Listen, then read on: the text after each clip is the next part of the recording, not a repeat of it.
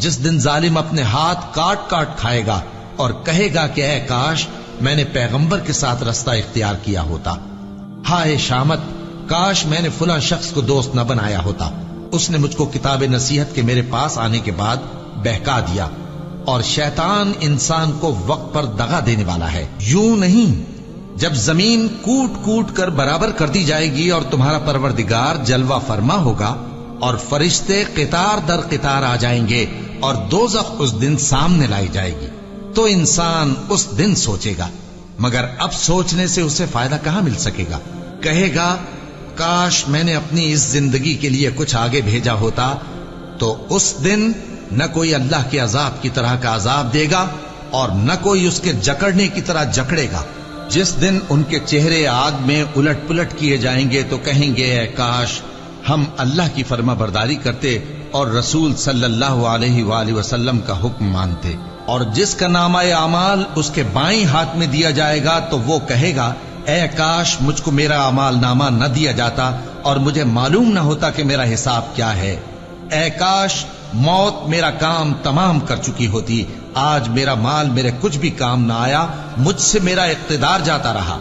حکم ہوگا کہ اسے پکڑ لو، اب اسے طوق پہنا دو، پھر دوزخ کی آگ میں اسے جھونک دو، پھر زنجیر سے جس کی لمبائی 70 گز ہے جکڑ دو، اور ان سے دنیا کی زندگی کی مثال بھی بیان کر دو کہ وہ ایسی ہے جیسے پانی جسے ہم نے آسمان سے برسایا تو اس کے ساتھ زمین کی پیداوار مل کر نکلی، پھر وہ چورا چورا ہو گئی کہ ہوائیں اسے اڑاتی پھرتی ہیں، اور اللہ تو ہر چیز پر قدرت رکھتا ہے۔ مال اور بیٹے تو دنیا کی زندگی کی رونق و زینت ہیں، اور نیکیاں جو باقی رہنے والی ہیں وہ ثواب کے لحاظ سے تمہارے پروردگار کے ہاں بہت اچھی اور امید کے لحاظ سے بہت بہتر ہیں۔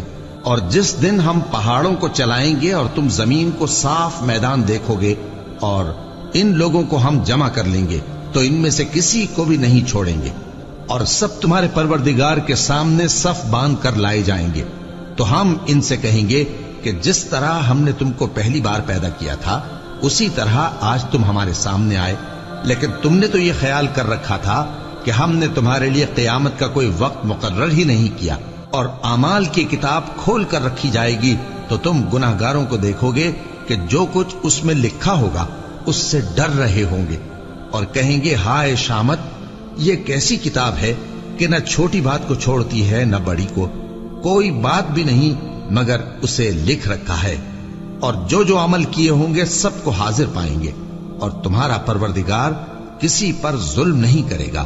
کاش تم ان کو اس وقت دیکھو جب یہ دوزخ کے کنارے کھڑے کیے جائیں گے اور کہیں گے کہ اے کاش ہم پھر دنیا میں لوٹا دیے جائیں تاکہ اپنے پروردگار کی آیتوں کی تکذیب نہ کریں اور مومن ہو جائیں۔ ہاں یہ جو کچھ پہلے چھپایا کرتے تھے آج ان پر ظاہر ہو گیا ہے، اور اگر یہ دنیا میں لوٹائے بھی جائیں تو جن کاموں سے ان کو منع کیا گیا تھا وہی پھر کرنے لگے۔ کچھ شک نہیں کہ یہ جھوٹے ہیں اور کہتے ہیں کہ ہماری جو دنیا کی زندگی ہے بس یہی زندگی ہے اور ہم مرنے کے بعد پھر زندہ نہیں کیے جائیں گے۔ اور کاش تم ان کو اس وقت دیکھو جب یہ اپنے پروردگار کے سامنے کھڑے کیے جائیں گے، وہ فرمائے گا کیا یہ دوبارہ زندہ ہونا برحق نہیں؟ تو کہیں گے کیوں نہیں، ہمارے پروردگار کی قسم بالکل برحق ہے۔ اللہ فرمائے گا اب کفر کے بدلے جو دنیا میں کرتے تھے عذاب کے مزے چکھو۔ جن لوگوں نے اللہ کے روبرو حاضر ہونے کو جھوٹ سمجھا وہ گھاٹے میں آ گئے، یہاں تک کہ جب ان پر قیامت ناگہاں آ موجود ہوگی تو بول اٹھیں گے کہ ہائے اس کوتاہی پر افسوس ہے جو ہم نے قیامت کے بارے میں کی، اور وہ اپنے اعمال کے بوجھ اپنی پیٹھوں پر اٹھائے ہوئے ہوں گے، دیکھو جو بوجھ یہ اٹھا رہے ہیں بہت برا ہے۔ اور دنیا کی زندگی تو ایک کھیل اور مشغلہ ہے، اور بہت اچھا گھر تو آخرت کا گھر ہے، یعنی ان کے لیے جو اللہ سے ڈرتے ہیں۔ کیا تم سمجھتے نہیں؟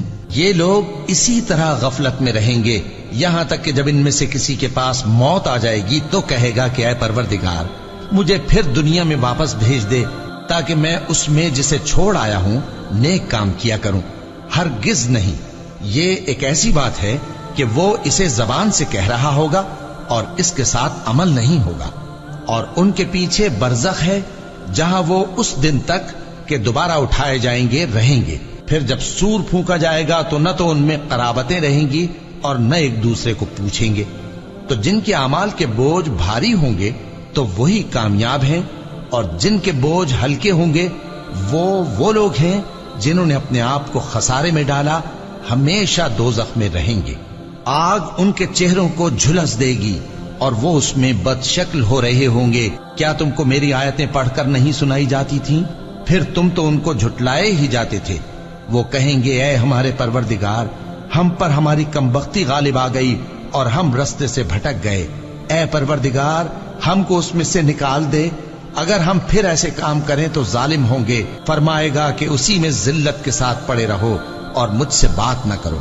میرے بندوں میں ایک گروہ تھا جو دعا کیا کرتا تھا کہ اے ہمارے پروردگار، ہم ایمان لائے تو تو ہم کو بخش دے اور ہم پر رحم فرما، اور تو سب سے بہتر رحم کرنے والا ہے۔ تو تم ان سے تمسخر کرتے رہے، یہاں تک کہ ان کے پیچھے میری یاد بھی بھول گئے، اور تم ہمیشہ ان سے ہنسی کیا کرتے تھے۔ آج میں نے ان کو ان کے صبر کا بدلہ دیا کہ وہی کامیاب ہو گئے۔ اللہ پوچھے گا کہ تم زمین میں کتنے برس رہے؟ وہ کہیں گے کہ ہم 1 روز یا 1 روز سے بھی کم رہے تھے۔ شمار کرنے والوں سے پوچھ لیجئے۔ اللہ فرمائے گا کہ وہاں تم بہت ہی کم رہے، کاش تم جانتے ہوتے۔ کیا تم یہ خیال کرتے ہو کہ ہم نے تم کو بے مقصد پیدا کیا ہے، اور یہ کہ تم ہماری طرف لوٹ کر نہیں آؤ گے؟ تو اللہ جو سچا بادشاہ ہے، اس کی شان اس سے اونچی ہے، اس کے سوا کوئی معبود نہیں، وہی عرش کریم کا مالک ہے۔ اے پیغمبر، میری طرف سے لوگوں کو کہہ دو کہ اے میرے بندو، جنہوں نے اپنی جانوں پر زیادتی کی ہے، اللہ کی رحمت سے نا امید نہ ہونا۔ اللہ تو سب گناہوں کو بخش دیتا ہے، بے شک وہی تو ہے بڑا بخشنے والا، بڑا مہربان۔ اور اس سے پہلے کہ تم پر عذاب آ واقع ہو، اپنے پروردگار کی طرف رجوع کرو اور اس کے فرما بردار ہو جاؤ، ورنہ بعد میں تم کو مدد نہیں ملے گی۔ اور اس سے پہلے کہ تم پر ناگہاں عذاب آ جائے اور تم کو خبر بھی نہ ہو، اس نہایت اچھی کتاب کی جو تمہارے پروردگار کی طرف سے تمہاری جانب نازل ہوئی ہے پیروی کرو۔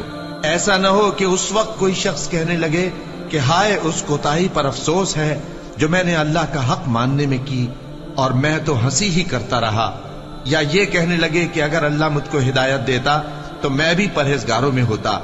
یا جب عذاب دیکھ لے تو کہنے لگے کہ اگر مجھے پھر ایک دفعہ دنیا میں جانا ہو تو میں نیکوکاروں میں ہو جاؤں۔ ارشاد ہوگا کیوں نہیں، میری آیتیں تیرے پاس پہنچ گئی تھی مگر تو نے ان کو جھٹلایا اور شیخی میں آ گیا اور تو کافر بن گیا۔ اور اے مخاطب، جن لوگوں نے اللہ پر جھوٹ بولا، تم قیامت کے دن دیکھو گے کہ ان کے چہرے سیاہ ہو رہے ہوں گے۔ کیا تکبر کرنے والوں کا ٹھکانہ دوزخ میں نہیں ہے؟ اور جو پرہیزگار ہیں ان کی کامیابی کے سبب اللہ ان کو نجات دے گا، نہ تو ان کو کوئی تکلیف پہنچے گی اور نہ وہ غمناک ہوں گے۔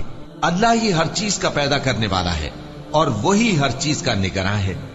اسی کے پاس آسمانوں اور زمین کی کنجیاں ہیں، اور جنہوں نے اللہ کی آیتوں سے کفر کیا وہی نقصان اٹھانے والے ہیں۔